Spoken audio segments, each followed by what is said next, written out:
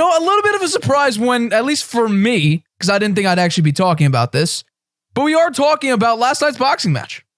Jake Paul versus Tommy Fury. Tommy Fury, I believe, is the half-brother of Tyson Fury, who is an absolute monster. They fought off on an ESPN pay-per-view. The fight was, properly nicknamed The Truth. It was the problem child. 4-0, or 6-0, sorry. Going up against Tommy Fury, who I believe was 8-0 at the time. Both of them had 4 knockouts. There was a lot of, smack talk going between them throughout, because I believe this fight was supposed to be, a year ago, 2 years ago, and Tommy Fury was doing injury. Jake Paul called him out for sort of dodging the fight and everything like that. But, there actually wasn't that much hype, I believe. I think I saw the fight maybe 2 or 3 days before it was actually scheduled to be, fought. So we're talking, the 23rd, the 24th of February.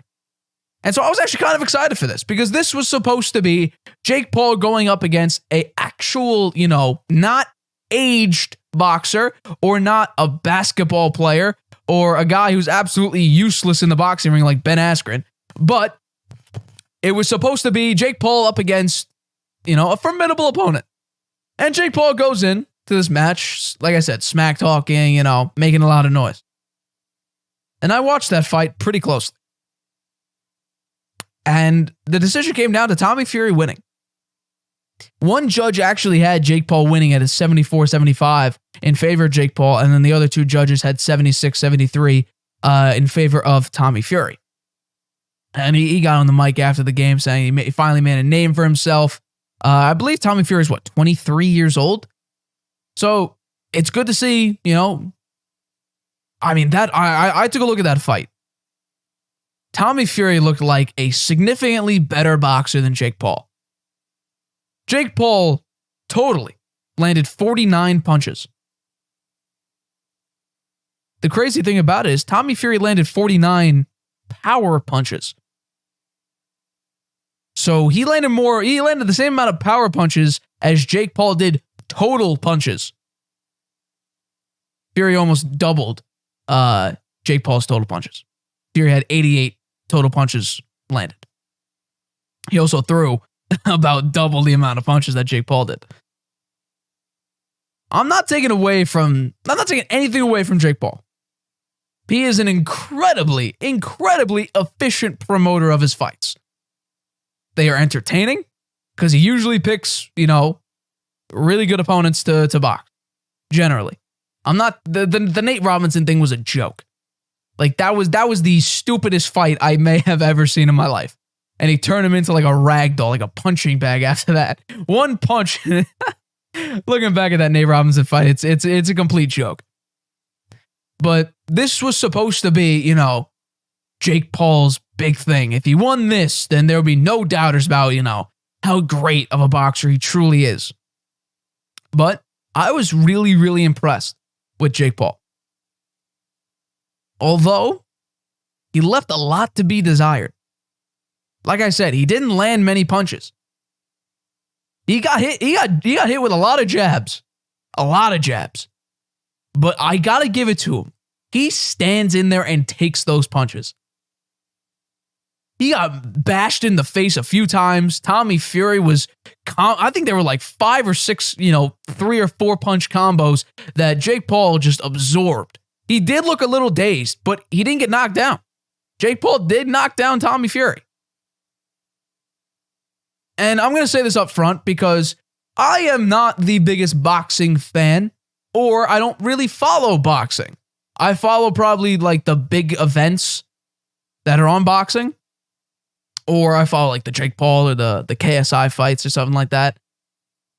But what I could see from boxing when it comes to Jake Paul is Tommy Fury works a lot, or at least in this fight, he did a lot of the little things, the jabs, the little gut punches.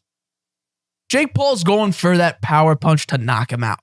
He's going for the wow punch. He's not doing the little things that could, amount to a victory. He's going for the knockout. That's what I could tell. Maybe I'm completely wrong. And I will accept that because I am not, the biggest follower of boxing. But what I could tell from seeing these Jake Paul fights, he's going for the big one. He's not going for the little jab to try to, wear the opponent down to eventually get to the big blow. I saw Jake Paul whiff on 3 or 4 huge punches. Like, if those connected, Tommy Fury may be lying on the mat and counting. Knockout, Jake Paul beats Tommy Fury. Stays undefeated. Tommy Fury, he looked stronger. He was, immediately from the first round, his quickness was incredible. He was throwing punches, I'm not going to say, I think Nate Diaz throws a hell of a quick punch. Not to that level. But he's throwing very, very quick punches. Jake Paul he's a bit of a slugger. Not as quick, but he's an influencer. He's an influencer turned, pseudo boxer. Do I think Jake Paul is a boxer? No. I don't think he's I don't think he's, a pro boxer. But do I think he's a pretty good fighter? Yeah, I do think he's a pretty good fighter. Because he was 6-0. And although some of those opponents were, old or a basketball player, his technique wasn't terrible and he could throw a pretty mean punch. But in this fight showed you the difference between someone who trains to be a pro boxer and has the speed and footwork and mechanics of a pro boxer, and then Jake Paul, who does a better job promoting than he does doing the little things like training to be a pro boxer. But Jake Paul doesn't need to do that. Like he said, he won at life. He's making millions of dollars to promote this, to promote these fights. And then I believe it was 6-0 with 4 knockouts. He got it done. He got it done. I don't think Jake Paul takes a huge hit here. His ego is beyond the clouds, so he won't really take this loss won't bother him. This loss won't bother him. But it looked like the internet won last night. Or I guess yesterday afternoon. Because we were all hoping, people called the Jake Paul fights rigged and everything like that. Jake Paul paid his opponents to, take hits, drop, fall down, take the L. But last night was supposed to be Jake Paul's shining moment to make the next step in his boxing journey. And apparently, it looked like he had the right to, ask for a rematch, and he took that opportunity. But I don't think he would win that rematch. I just think Tommy Fury is a boxer. He is a boxer. Jake Paul is an influencer boxer. Very, very entertaining to watch. But when it gets to the level of someone who is doing this professionally, not who's in their early to mid 40s, or very late 30s, when you're 26 years old, that's where the gap happens. That's where someone who is about your age, and I think they're like about the same weight and, and height, but Tommy Fury just looks so much bigger in the ring than Jake Paul did. Like, I was looking at that fight, I'm like, Tommy Fury is quick. He's got a lot of combos. Jake Paul's got one hard right hook. That's really what Jake Paul's got. His jabs are okay, not great. It looks like he gets gassed by round 4 or 5 in each of his fights. But then, you know what? In that 8th round, he did drop Tommy Fury. But then right after he dropped him, Tommy Fury hit him with like a 3 or 4 punch combo. And I'm like, that's how you come back from a fight. And also Logan Paul, they gave like the PA mic to Logan Paul, and he called like Tommy Fury and I think his family the B word and everything like that. And that might have riled him up. You don't really do that in a fight. You're trying to help out your brother, not give the other boxer motivation to beat the crap out of your brother. So I found that I was very, very impressed. Will I watch more Jake Paul fights? Absolutely. Because it's interesting. He calls himself the problem child. He's got a lot of hype around him. He gets butts in seats. He gets pay-per-views, which is incredibly impressive.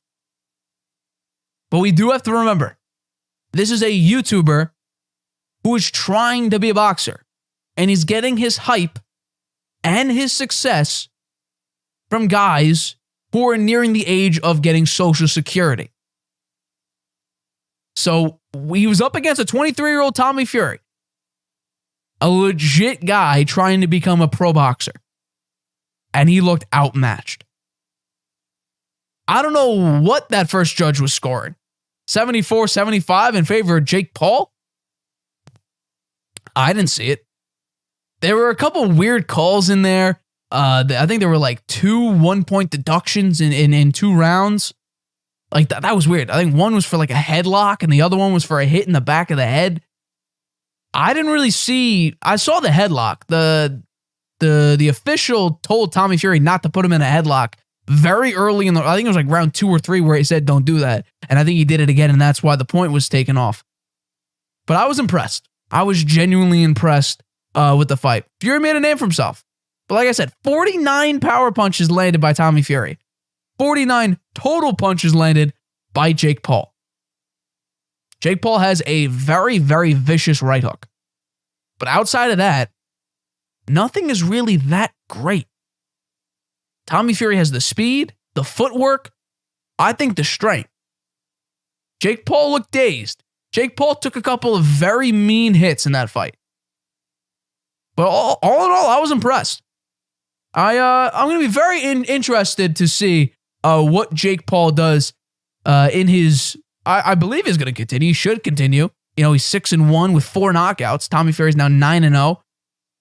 This was a split decision. So I'll be very, very intrigued to see what Jake Paul does for his next fight. Because you got KSI clowning him on Twitter. I hope they fight. My money's on KSI. And there might be a rematch. Tommy Fury, Jake Paul too. I'll definitely watch that. It's going to be very, very interesting to see where Jake Paul goes from here. Hi, everybody. Thanks for watching. Make sure you subscribe here to get the latest from the show. Also, if you want to check out the full episode, make sure you click the I in the top right-hand corner right now. If you want to listen to this show anywhere you go, make sure you go to anchor.fm/The Harvey Hour or anywhere you get your podcasts.